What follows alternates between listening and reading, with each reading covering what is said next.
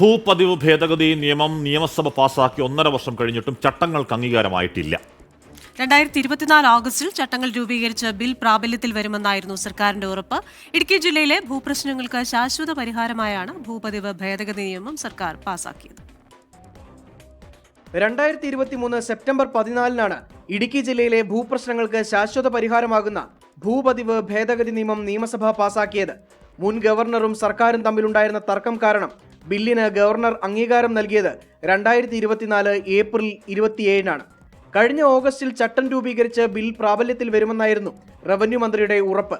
പക്ഷേ യാതൊരു നടപടിയും ഇതുവരെ ഉണ്ടായില്ല.